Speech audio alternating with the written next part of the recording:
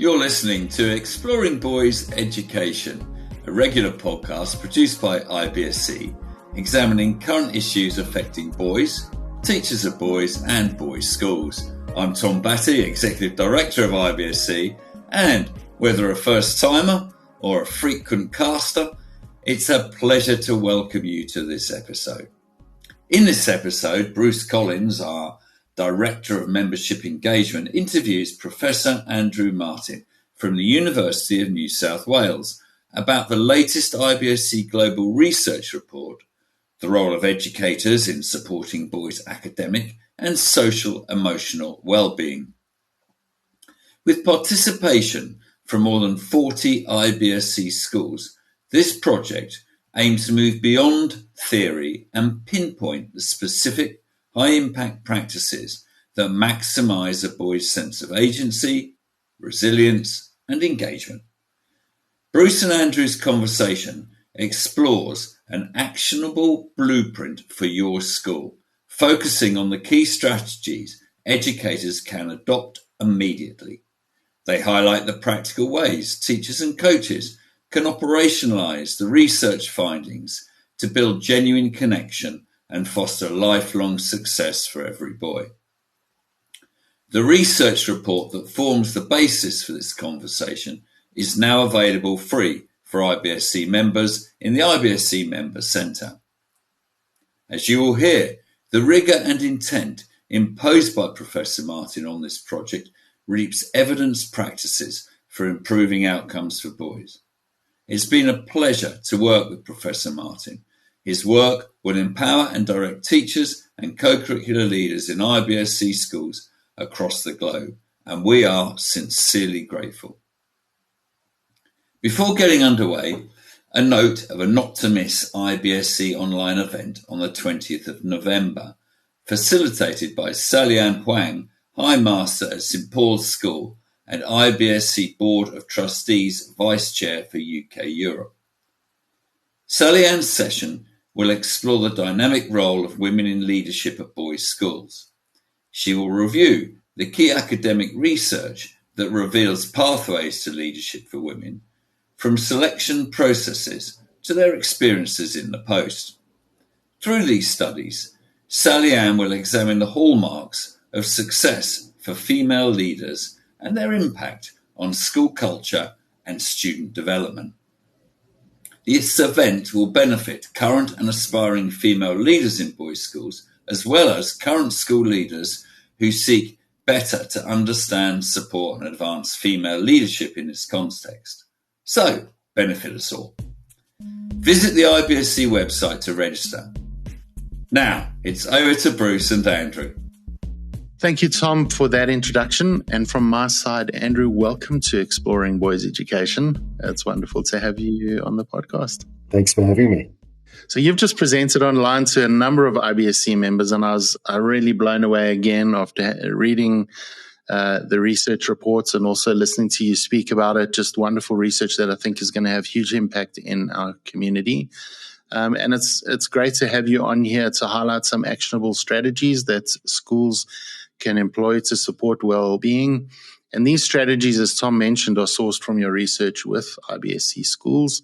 And I would urge everyone, if their appetite is whet in this conversation, to download the research report and other supporting documents that you've provided for us. Those are available on the IBSC website right away. But before we get to those strategies, Andrew, as an educator of boys at heart and having spent many years in boys' schools, I'd like to explore your interest in this topic before we dive into some of those strategies. Your extensive work in this space focuses heavily on student motivation and agency. I'd love to hear what attracted you to this deep investigation into educator practices and boys' well-being within the IBSC community. I wonder actually if the attraction to this began many decades ago. I remember when I was in year 10 at school, and I was at an all-boys school, And in those days, students didn't go to parent-teacher night. It was just your parents that went, and you sat at home feeling very, very nervous. Wondering what they were going to come home with, right? Well, in year 10, what walked through the door that night wasn't pretty. The year master was actually quite surprised that I had any intention to go on to year 11. And so life in the Martin household was not very happy that night. So I wasn't a bad kid. I lacked motivation. I wasn't listening. I wasn't doing much homework. And back at the ripe old age of 14 or 15, you don't join the dot. You don't actually connect the fact that if you do no study, you're not going to do very well. So anyway, that night at parent teacher night, the dots were clearly joined, and so that was quite a shock to me, because I did plan to go on to year 11 and so on, and I was very fortunate. I was in a family and a home and a school where I could, if I decided to do some study, I'd do okay. And so year 11 and 12, I sort of got my act together again. But I know from a young age, I know what it's like to be engaged, and I know what it's like to be disengaged. I've been there. And then at uni, I did child psychology in my undergrad, then educational psychology in master's and PhD, and then focusing and funneling into motivation. It always stuck with me as a construct, as a phenomenon that meant a lot to me, if nothing else, through my lived experience as an unmotivated, disengaged schoolboy. And so that research, as I moved on in university, it was clear there were gender-related patterns in different facets of motivation. There are lessons in there, strengths and opportunities for both boys and girls. But this project was an opportunity to really dive deeply into the boys' side of things, including in single-sex boys' schools. And a chance to draw out major theories of motivation, engagement, and test key constructs in those theories to see which ones really do explain outcomes, academic and social emotional wellbeing outcomes in boys' lives. So it's a bit of a long-winded, it's a long way to get to this project, but the backdrop is actually quite authentic. This goes way back for me. I was just marveling as you were speaking to the group that was gathered before we recorded this about the uniquely rigorous, multi-layered methodology across students, exemplary educators, and school leaders that you employed in this study. And it just struck me that this comprehensive design must have given a unique opportunity to dive into and draw out what the educator's independent role in influencing a boy's life is. Yeah, usually researchers have to go begging to schools, can we get anything from you, please, to do our research project? This was really quite a unique opportunity, because IBSC said, hey, we can not only do we want you to, but we can give you access at all these layers and levels, and in so doing really get a 360 on what supports boys' academic, co-curricular and social emotional wellbeing. So from the granular to the whole school, that's what this project involved. And also, importantly, it was the order in which we went to these stakeholders in the research project. Often in research, you'll do interviews with school leaders and educators first, identify some of the key strategies they say are important, and then you might build them into a survey that you give to students to see, how do these factors play out in their well-being. We reversed it. We said we're starting with the students, and that is where this begins. What are they experiencing? What are they seeing as salient in their well-being? And then when we see out of the mouths of boys what they're saying at scale, I mean, we're talking 17,500 boys responded to this survey.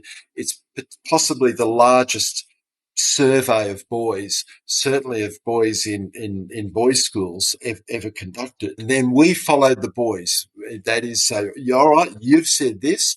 Now we see, what do educators do to operationalise that?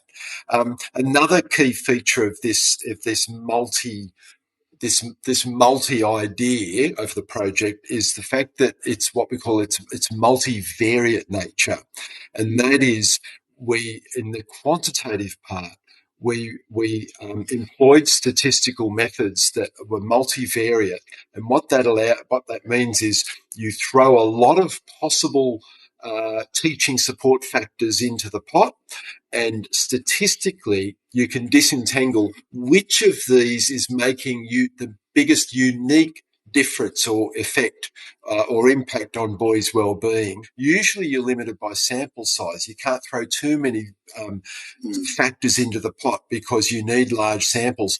For this project, that was not a problem. That we had so many boys in this analysis, we could do a big multivariate model, and in so doing really tease out what, when we put all the factors, including background attributes, socioeconomic status, language background, prior achievement, family support, when we put those in as well, it then allowed, if we found, as we did, for example, that relational support is significantly associated with boys' well-being, we know that it is, because it is beyond any effect of other teaching support factors, beyond any effect of background attributes. Relational support still cuts through as being a significant predictor, and that was what this multi-layer idea, affords us in this sort of research, and then the valid, the rigorous design, and then the valid findings that follow from that. I love that whole idea that you started with the boys. It just that resonates with me as someone who used to teach in boys' schools, and I know how much boys love the opportunity to have a voice and to share where they're at. So I love that part of the design. And the single most critical factor that was highlighted by those boys was positive belief in students. It was also highly ranked by all adults. And so I'm wondering, if we're thinking about in the school context for people who are listening to this podcast, what are non-negotiable daily language or feedback shifts every educator can make right now to communicate this positive belief, especially to boys with whom they interact who are struggling or possibly feel marginalized? You're right. That kept coming through, either as being first or second ranked by any of the stakeholders, and so a key part of that is, in my view, to give all students access to competence and success opportunities. And so now we can't force a student to be successful. And so there's that expression, you can lead a horse to water, but you can't make it drink. But a wise teacher once pointed out to me, when I rolled that line out, she said, "No, but you can salt the oats to make it thirsty." And that was an epiphany to me as a researcher and as a parent, I hasten to add. If you force stuff, if you force competence and you demand this or that, we find the wheels can fall off. That can raise anxiety, fear of failure, get in the way of relationships. So we can't force, demand a boy succeeds. But we can create conditions and climates where he's prepared to do a little bit more rather than a little bit less. And if he does that every week, week in, week out at school, imagine that positive trajectory from the start of the day he walked into school, day one, to the day he walks out. And so giving students access to competence and success experiences. And so, for example, one way to do that is what we call, for example, process goals.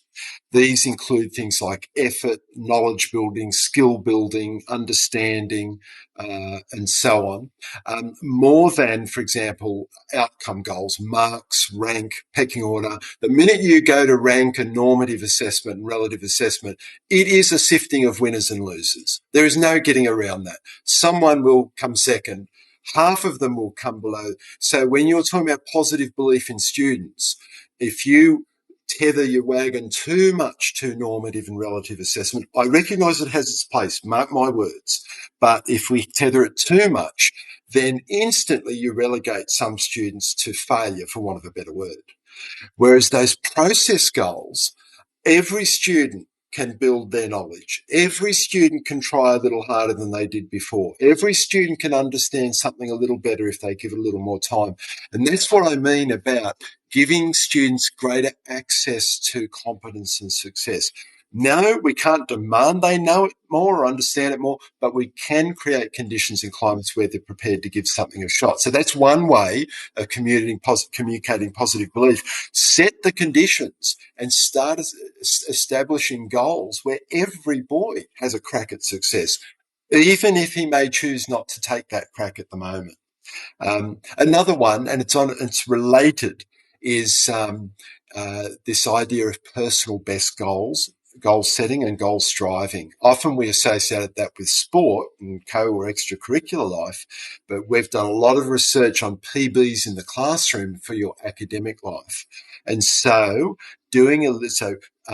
seeing your academic and co-curricular life a little more in terms of you being in your own lane and stay focused on that, and your job is to do a little bit better or try a little bit harder than you did before, and being focused a little less on who's in the other lanes. We find even elite athletes deal with the rigour and the blowtorch of brutal competition better when they see their sporting life in terms of PBs. That takes a lot of the heat out of what otherwise would be quite overwhelming for many people. So a personal best approach is another way to communicate that positive belief. It communicates, I believe you can grow. I believe you can improve. I believe you can do a little bit better than you did before. And I believe you can be on a positive trajectory. Another factor that came through strongly, particularly for educators, was the whole idea of relational support. They ranked it highest, viewing it as a precondition for effective teaching. I know it also ranked significantly in students, but they ranked it last out of the four key kind of themes that came out. I wonder if you have any advice for educators. How can they translate their intrinsic relational warmth into functional, explicit support that directly registers with students and as a result then maximizes academic engagement? This is one of the joys of research, where and the joys of capturing different stakeholders and their lens. And so that was an interesting finding where boys were certainly saying relational support is important. It remained as one of the big four teaching support factors. But educators and school leaders were ranking it, were seeing it as a little higher than the boys were seeing it as critical to well-being. We speculated that students, certainly at school students, may see relationships in those more sort of traditional ways. Oh, you have relationships with friends, you have relationships with your mum and dad. And so whereas educators know that relational connection and relational support manifests in teaching and learning life as well. And boys may not have seen that as so clearly. And so the other is that educators may see relationships as being more an implicit part of the process. And so even though relationships are happening, they're not so visible to the students. And so what we suspect is there's no denying the importance of relationships. And so it may mean that educators need to be more explicit and visible in relational support, and really drawing a little more attention to that so that boys do know a little better that they are being relationally supported. And so, for example, make a point of showing interest in a student. Be clear that you're interested in knowing more about how that student learns. Be very clear to the student about that. So more than just sort of quietly observing how they learn, being a little more overt and explicit about that, or finding out about a boy's interests and being explicitly connecting that to their learning, or as using it as an example in class to switch them on. Being clearer about not giving up on a student and saying, no, I have high and positive expectations for you. I'm not going to let you get away with that, with what you've handed in. Let's give it another shot. I know there's more. I know there's more in you. I know there's more petrol in the tank. And so being clear about not giving up. So I think that those are ways, in many ways, doing what you're doing, but perhaps being a little more overt and clear about, and obviously intentional about the relational support you're providing. It was interesting for me too that students, when we talk about academic well-being, that they ranked autonomy support highly. I wonder how teachers can use pedagogical frameworks such as the load reduction instruction model to grant students choice and input without causing the frustration, the cognitive frustration that comes from abandonment or insufficient structure, or just feeling lost and unable to even start. This is where it's helpful to just do a little more reading on what the primary sources and the classics say about autonomy support. It's often misinterpreted as, just release kids to pure discovery or unguided problem or inquiry-based learning before they've learned some of the basics. And that's not what autonomy support is. There is structure, there is scaffolding, there are guardrails in autonomy supportive teaching. The goal of autonomy supporting teaching is to move a student to have agency in their lives, and a lot of the quality agency rests on knowing what to do and how to do it. That's real agency, where you have true agency in your life, is when you know what to do and you know how to do it. And for us to know that stuff, for human beings to know what to do and how to do it, they need to have it in what we call their long-term memory, so that at a later point in time, they can retrieve that knowledge and how to and use it. That's when they can do that at any point in time, tomorrow, next week, the week after, in curricular or co-curricular life, we know they've learnt it. It's in their long-term memory. The question is, how do you get it there? We do know that in the initial stages of learning, you do need to break stuff down. You do need to teach stuff clearly. But critically, that's not the end in itself. The goal of that is, once they've got it, you move them on to more independent learning, independent problem solving, so they are truly agentic at that point. And so there is a place for that. So there's another framework in the report that we've got, the I do, we do, you do model, where the I do is the teacher says, all right, all eyes on me, I've got something to say. And then there's the we do. So after the teachers, introduced an idea or a concept, there's the we do, where there's a bit of Q&A, some interaction and so on. And that's what we call agentic engagement, because the student will say, oh, no, I don't understand this, ma'am, or I don't, or can you go over that again, or whatever. So that's the first stage of agency, that we do.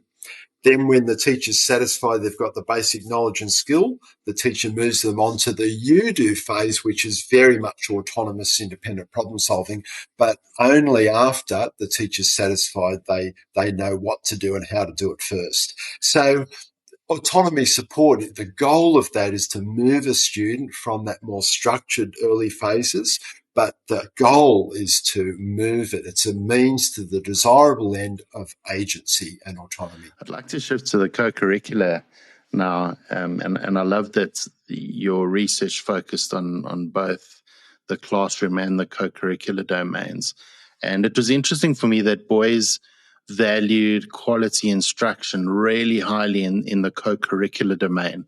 I think, maybe where they feel like they are novices or don't know everything.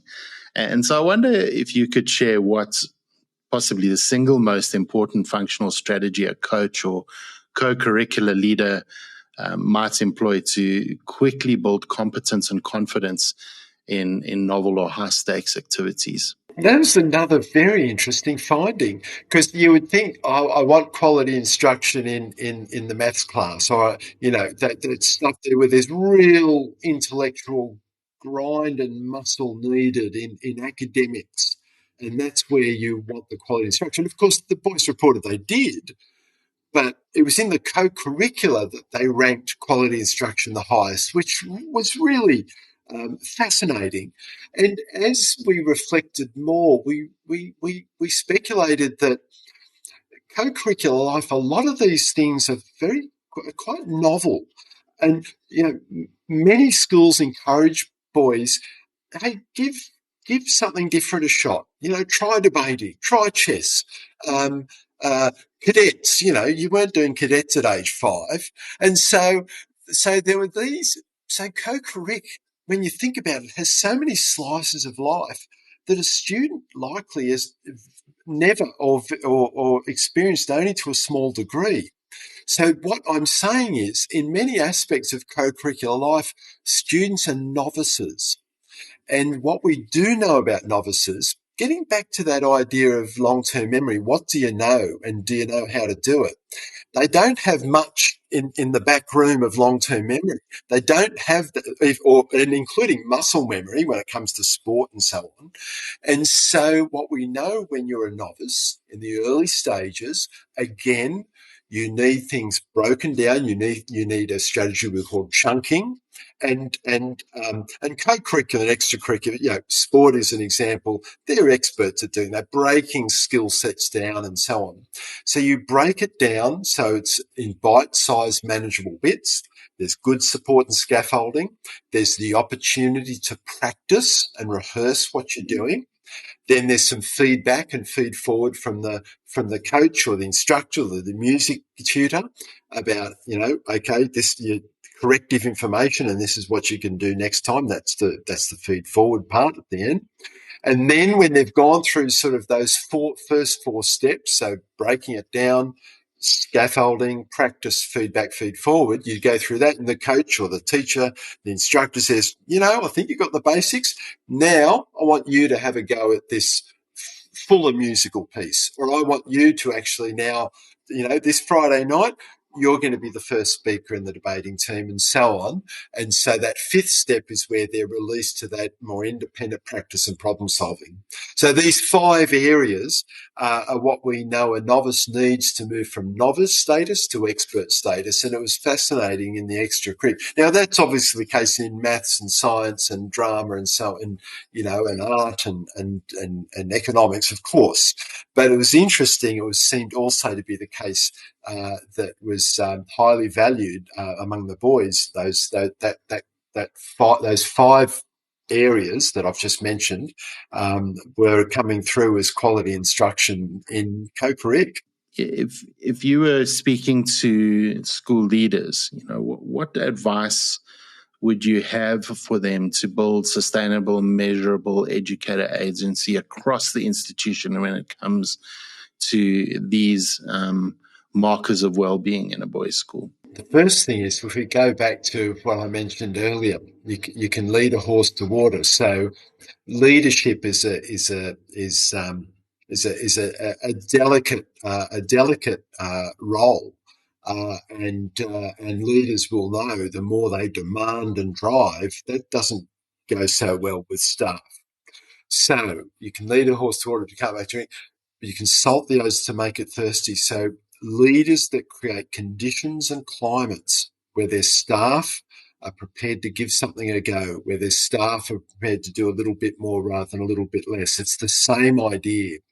And how do leaders do that? How do leaders create those conditions and climates? Because the other is, it's important for leaders to understand is behavior change is very, very difficult. It is hard to get a human being to change what they're doing. The reason is that human being is doing what they're doing because they believe, actually, that for me, that's the best way to do things. So you've got to have a pretty good reason to not do that, because you're doing it because that's the thing that's right for you. And that's a major challenge for leadership, to change behaviour when the bulk of people are actually fairly convinced that they're doing it the right way, or they're doing the way that suits them. So that's where inspiring staff comes into it, and modelling and showcasing and walking the talk is very important. One of the themes that came out, as an example, was knowing students. Those educators that took the time to know students, and know, some of the vignettes that came through. I take the time to know two things about every student that's not part of this subject or not part of this class. Even where do they live? What's their brother's name? Those sorts of things. Do they like skateboarding, or that sort of stuff? And so, what was coming through the leader findings was how leaders would encourage and foster and suggest all ways that their staff can get to know boys better. And so, for example, leaders,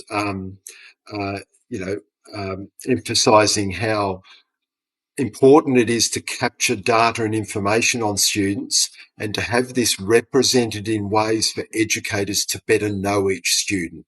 And so that was in different ways. So there, every student might have a very brief profile on their academic, social, emotional well-being, and a side interest or two. Or there might be in the report, some leaders talked about placemats, and for every student there was a placemat, and there was data on each one of them that they could all look at. And so school leaders, making it easy to capture data and information, and then profiling it in ways that their staff could then operationalise. And once that placemat or that profile was developed, the school leaders then asked for action in response to each of those profiles. Just one idea that an educator might use. The school leaders would also model and commend and mentor, mentor rather than admonish or criticise. So if they overheard a teacher dealing with a boy in a particular way that was not so respectful or relational, they would mentor that educator, and then look for opportunities to commend that educator when they saw evidence that there was a more respectful and relational interaction with that student. And that would cut across not just the educators, but communication to the home, relational language, relational mantras that the leader would emphasise. So one of them was reach before you teach. And so there were this messaging, this culture, this climate that was being cultivated in all the different ways that I would talk about, and often revolving around a central idea. For example, the idea of knowing, and from that the leader would operationalise a lot of that would direct a lot of traffic in terms of what would happen in terms of understanding the boys' relational language, communication, home, and so on. Andrew, I know this conversation is going to whet people's appetite to dive deeper into this report, and I'm so grateful for your time. And in a podcast episode like this, we will never be able to get through everything and focus on everything. And I think you've done such a good job of giving us insights into different parts of the research in this conversation. But I really would like to give you the opportunity to leave folk with one final takeaway. And so, if you could give IBSC educators one core takeaway message, one behavior to focus on starting tomorrow, after listening to this episode and also reading your report, what would that one thing be to maximize boys' well-being in their schools? Getting back to that multivariate design, after we included so many background attributes from socioeconomic status, language background, prior achievement, and so on, including academic difficulties, at-risk status, and also throwing all the teaching support factors into the one pot, through that across the three stakeholders, positive belief in boys, positive belief in students, clearly emerged. And so I'm a big believer in doing fewer things better than too many things not so well. So if you're doing fewer things better, a positive belief in boys, a positive belief in students emerge consistently as salient and impactful. And wrapped up in that, high and positive expectations that are attainable, proximal expectations, so you just raise the bar a little bit each time. The big gains will happen through those proximal gains. A belief in students' capacity to grow and clearly communicating that. A strengths-based perspective on boys, not a deficit perspective on boys, a strengths-based perspective on boys. And then providing the support for boys to realise those positive expectations. There'll be some times in a student's life where the teacher or the coach may be the last thread of the safety net at that point. You know, it may be the parents are a little bit sick of him. And you know he's and other situations and other parts of life, and sometimes that you know the key threads are the teachers or the coach or the music instructor, and so staying in boys' orbit throughout their schooling is critical. And while you're in boys' orbit, they will always be receptive to things that you say and do with them. And a key means by which to stay in a boy's orbit is to be positively disposed to him and his capacity for growth. And even if he's not realising it or demonstrating it right now, clearly communicating that the things are in place for him to grow, and that you will stick with him through and to that point.